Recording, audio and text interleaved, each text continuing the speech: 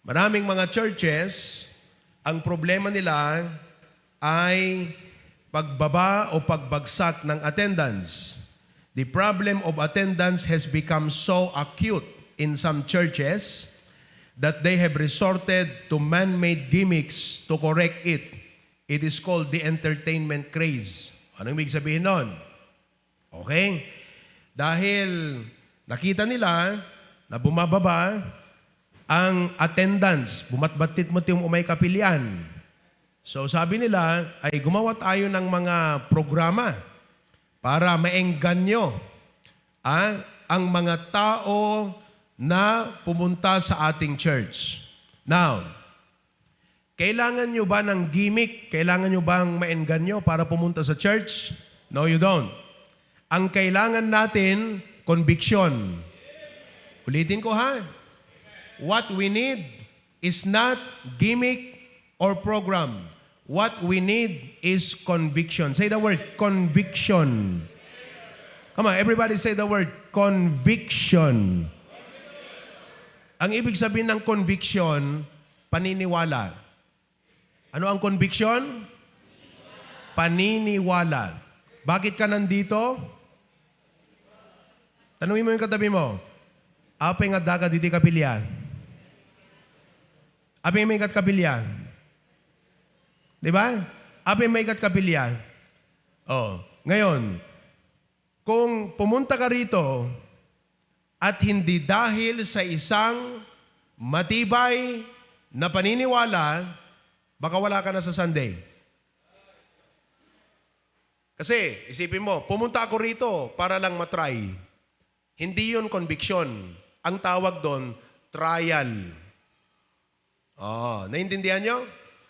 Pero pag sinabi mo, I go to church because I believe it is what the Bible says, then you will come to church.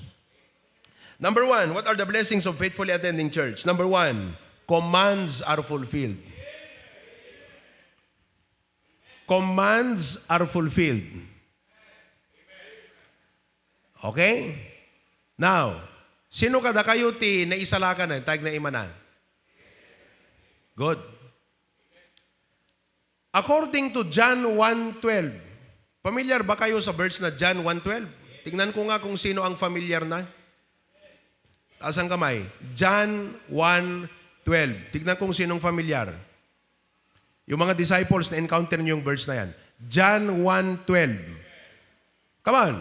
Sino kada kay tinaka-encounter dito? John chapter 1 verse 12. Oh, taas ang kamay. Oh, marami pa sa inyo, hindi nyo pa na-encounter. Tignan nyo, John 1:12. Okay? John 1:12. Dapat ma-memorize nyo yan, ha?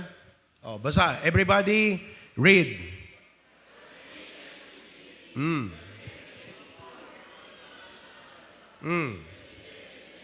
Oh, sino sa inyo ang nakabasa na ng verse na yan? Anong nakalagay? As many as... Oh, anong nangyari? Anong ginawa nyo kay Kristo? Tinanggap. Bilang? Come on, answer. Ako kahit agbulmulang ilang kakabsat. It's either kung hindi ka sumasagot, hindi mo alam ang sagot. Ngayon, kung hindi mo alam ang sagot, tuturuan ka namin. Ngayon, kung alam mo ang sagot, sumagot ka. Ayaw ko ang nakatulala. Amen? Okay. Sino ang tinanggap natin? As your? Okay. But as many as received Him, to them gave He power to become the sons of God. Ano daw nangyari sa mga tumanggap? Naging anak. Okay. Sino dito ang anak ng Diyos? Okay. Paano ka naging anak ng Diyos? Paano ka naging anak ng Diyos? Kasi? Okay. Sabi mo sa katabi mo, when did you receive Jesus as your Savior? Kailan? Sabi mo sa katabi mo. Sabihin mo, tell your seatmate, when did you receive Jesus as Savior? Okay? Very clear? Okay. Now, listen. So, kung tinanggap mo si Kristo bilang tagapagligtas, ang sabi ng Biblia, ikaw ngayon ay inangking anak ng Diyos. You've been given the power to become a child of God. Hindi lahat ng tao anak ng Diyos. Ang tumanggap kay Kristo ang naging anak ng Diyos. Okay, now, if you're a child of God, just like a child, okay, either obedient or disobedient, we also become obedient or disobedient children of God.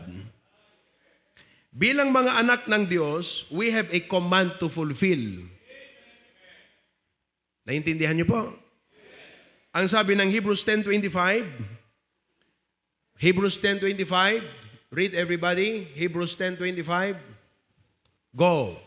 Not forsaking the assembling of ourselves together, as the manner of some is, and so much the more, as ye see the day. Ano daw ang wag natin pababayaan?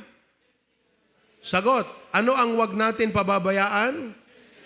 Ano ang assembly? Pagtitipon. Naintindihan po natin. Now, wala pong invisible assembly. Kaya kung tinatanong, Pastor, okay lang ba na online lang ako? Hindi.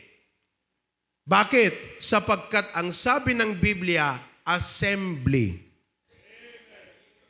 Now, ang assembly ay local and visible. Ulitin natin. Assembly is local and visible.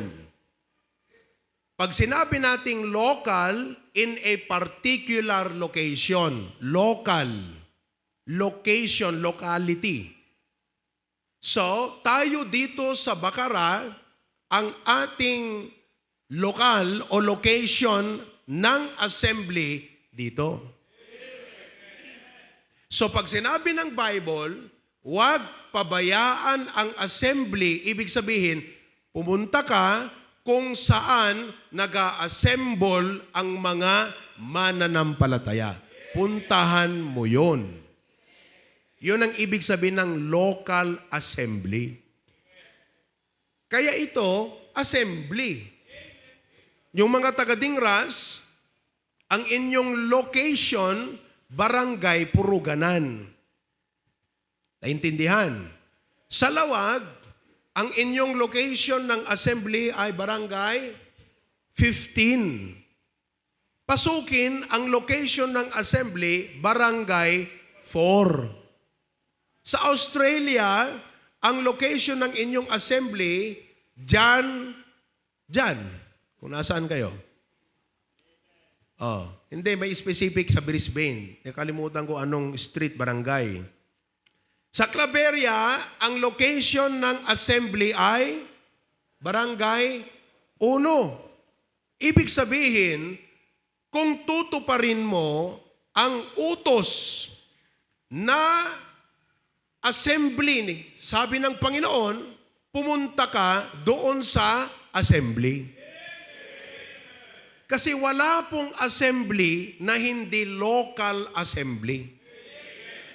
Halimbawa, okay? Yung sasakyan, yung gulong nasa Lawag. Yung kanyang, tawag dito, yung kanyang manubela, andun sa La Paz. Yung tambutso, andun sa DCJC. Tapos yung kanyang makina, andun sa Pure Gold. Pag nakita mo ba, sasabihin mo, uy, sasakyan. Hindi sasakyan hanggat hindi na-assemble. Nagiging sasakyan pag na-assemble na. Kaya ang assembly ay pagtitipon ng mga piyesa. Assembly ang tawag doon. Kaya mga kapatid, pag sinabi ng Bible, do not forsake your assembly, pumunta ka sa local assembly mo. Go to your local assembly. And your local assembly is your local church, meaning your church in that particular location. In our case, Bacara, dito sa Barangay 4. Lawag, sa Barangay 15. Pasukin, sa Barangay 4. Claveria, sa Barangay 1. Puntahan mo yung assembly. Yun ang ibig sabihin ng assembly. Naintindihan nyo mga kapatid? Ngayon, Pastor, paano tayo? May church tayo dito sa Bacara, may church sa Claveria. Nagkakaisa. Ang tawag dyan, family. We are one family. Ang mga kapatid natin nasa Claveria, pero doon ang assembly nila. Sa Lasam, may assembly tayo ngayon. Dingras, may assembly tayo doon. Assembly. People coming together. Yan ang assembly. Ngayon, sa mga kapatiran na nasa bansang malayo, na nakaka-tune in sa atin, ibig sabihin, isang araw, magkakaroon na rin kayo dyan ng assembly. Kung halimbawa, isang family pa lang kayo, assembly yun. Pero papangalanan natin na outreach ng HBBC. Halimbawa, kung nasa Texas ka, nakikitune in ka dito, one family, assembly ng HBBC yan, Texas Outreach. Sa Hong Kong, meron tayong mga kapatiran, doon sila sa park nagtitipon. Iniipon nilang sarili nila doon. Ang tawag doon, HBBC Hong Kong Outreach. Pero nag-a-assembly sila doon. Ang tawag sa assembly, coming together. Naintindihan niyo po? Importanteng maunawaan niyo yan, ha? Kasi pag may nagtatanong sa inyo, bakit ka pumupunta pa ron? Pwede ka na mag-online na lang sa bahay niyo. Sabihin mo, hindi. Yun ang assembly namin. Yun ang place, yun ang time of assembly namin. Yun ang assembly. Pupunta ako doon. Assembly yun. Naunawaan po natin. Commands are fulfilled. Okay? Number 2. What else is the blessing for faithful attending church? We grow and develop spiritually. We grow and develop spiritually. Now, malamang ay marami kang alam sa secular. Marami kang experience sa buhay. Pero ikaw ay zero pa pagdating sa Biblia. And Bible education, sabi ng President, pakinggan nyo maigi, Bible education is worth more than a college education. Ano ibig sabihin nun? Mas mahalaga daw ang Bible education, pag-aaral ng Biblia, kesa yung pag-aaral sa kolehiyo. Bakit?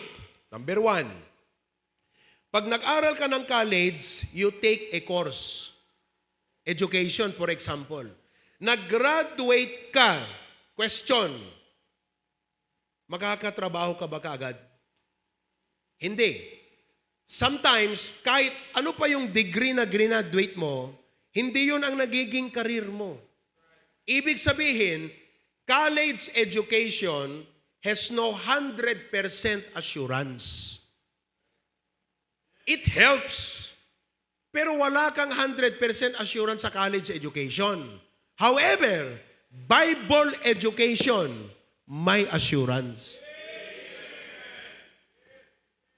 Alam mo ang sabi ng Bible? Yung wise men nagtayo ng bahay sa taas ng bato, on top of a rock. Umulan. Karoon ng baha.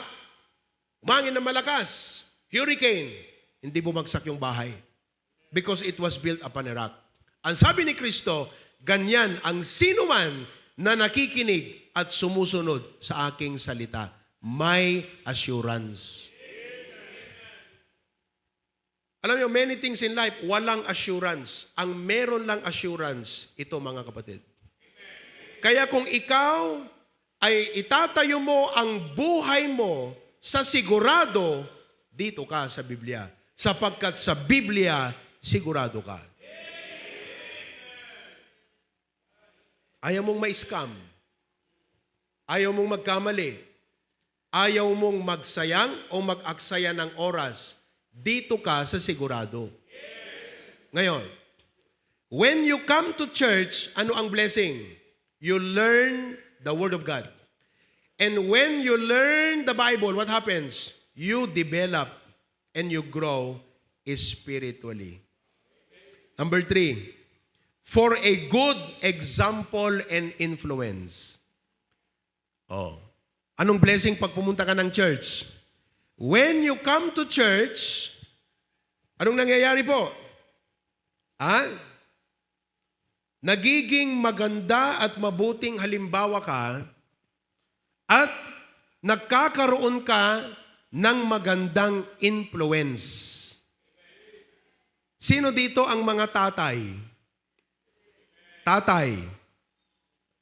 Okay. Kumusta ang influence nyo sa inyong anak? Sa inyong mga apo? Nakikinig ba sa inyo? Sumusunod ba sa inyo? Alam mo how do you establish a good example and influence? Punta ka sa church. Amen? Oh, tingnan mo Sabi nung anak, sabi nung tatay, anak, sabi niya, go to church. Punta ka sa church. O, di pumupunta sa church yung bata. Kasi sabi nung tatay, ingka kakapilya anak ko. Mapangkapilya di ubing. Lumaki yung bata. Ganun pa rin ang tatay. Anak, punta ka sa church. Sunday ngayon. Sabi nung anak, tatay, hindi ka pumupunta ng church Kung hindi mahalaga ang church sa'yo, bakit mahalaga sa akin?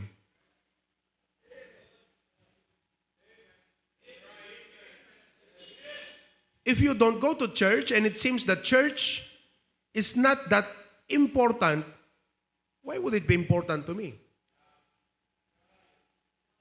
Kaya gaano man tayo kabisi, kapagod, pumunta pa rin tayo sa church. Because it is setting a good example and influence to our children. And when we come to church on time.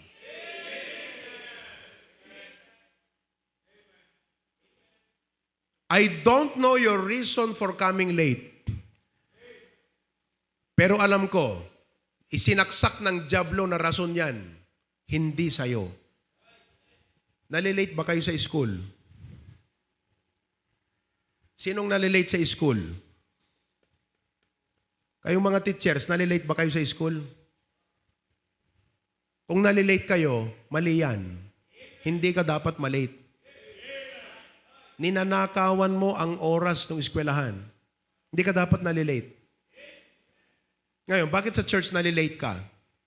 Do you know why you come to church late? Sakit yan. Ang pagpunta sa church na late, sakit yan. Sakit. Oh. Tingnan mo yung katabi mo kung may sakit.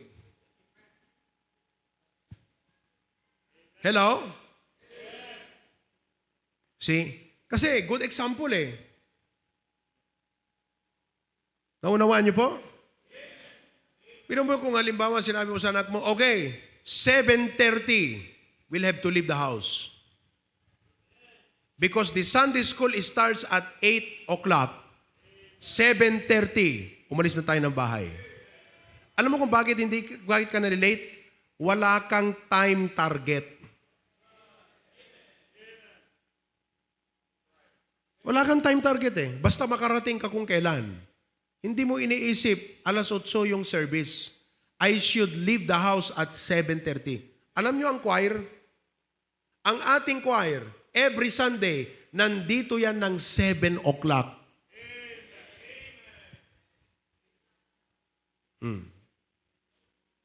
Late pa rin yung iba. Pero ang target nila, they should be here at 7 o'clock. Tingnan nyo ang gagawin ng choir. Kasi, hindi pwedeng kumanta yan na walang, tawag doon?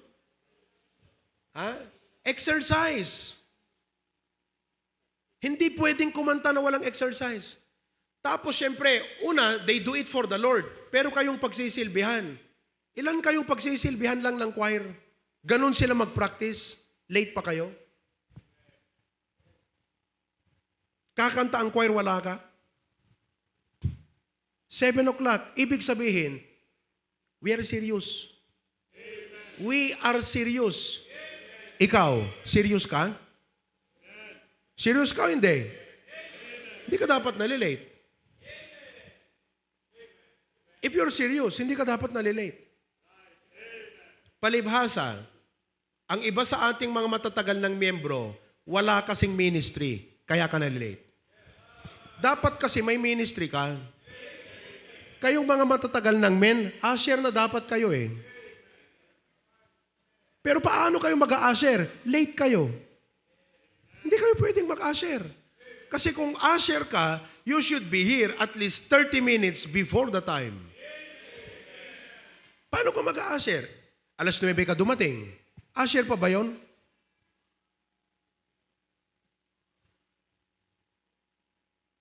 Tama hindi? Tama po ako hindi. Kaya nalilate ang marami sa inyo mga members, wala kasi kayong ministry. Ni discipleship, wala kang disciple, wala kang susunduin, wala kang iniisip na, Brad, kita tayo doon bukas, 7:30 andun ako. Wala. Punta ka lang dito, passive ka. Kaya hindi ka lumalago. Mga kapatid, we should be a good example. Let's do the best we can by the grace of God. Pambira, life is very short. Huwag kayong magalit sa akin. Kahit magalit kayo, okay lang. Umanap kayo ng church na hindi nagtuturo ng ganito. Tignan ko kung may disiplina. Go to a church. Hanapin niyo ang pastor na hindi kayo pinapaalalahanan ng ganito. Sabihin ko sa inyo, show me a pastor who does not teach his people, and I will show you a church without discipline. And show me a church without discipline, I'll show you a church that is not growing. Hindi lalago yan. At tatandaan nyo lagi ito, pag ganito magsalita ang pastor nyo, it comes from a heart who prays for you and spends time every morning 2 to 3 hours praying for his members. May alam ba kayo na pastor na 2-3 oras kada umaga nananalangin para sa kanyang miyembro? Because I want you to be blessed. Oh. Parang tatay, anak, pambihira ka. I want you to grow up.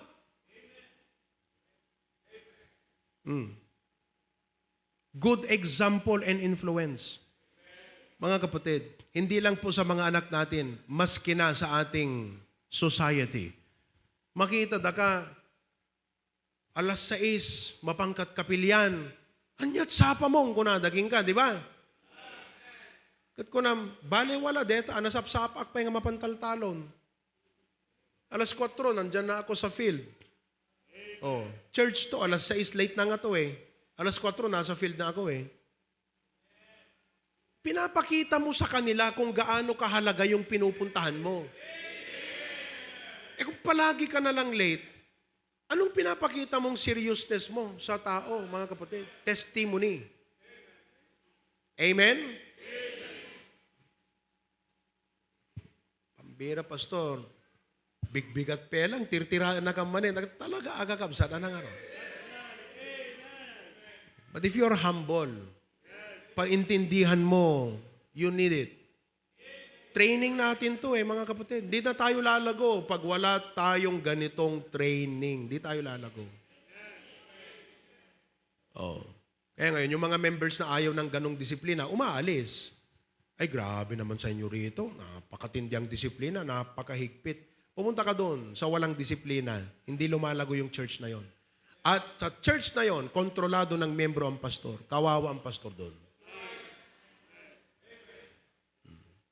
Walang disiplina.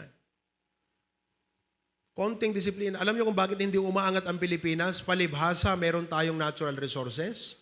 Walang disiplina. Oh, pag may magdisiplina, galit ang Pilipino, viral yan kaagad. Kasi ayaw na disiplina. Nature natin yun eh. Ayaw nating magpasakop. Nature natin yan. Sinful nature natin. Ayaw nating merong nagdidikta. may authority. Ayaw natin yan. That is our human nature. Mula pa nung pagkabata mo, pinapalo ka ng magulang mo, pinagsasabihin ka, ayaw mo because that is human nature. Dito sa church, wag nating pairalin ang human nature. Pairalin natin ang spiritual nature. Oh. Tama o hindi? Amen po ba? Bira. Di maka-amen yung iba sa inyo. Amen? For a good example,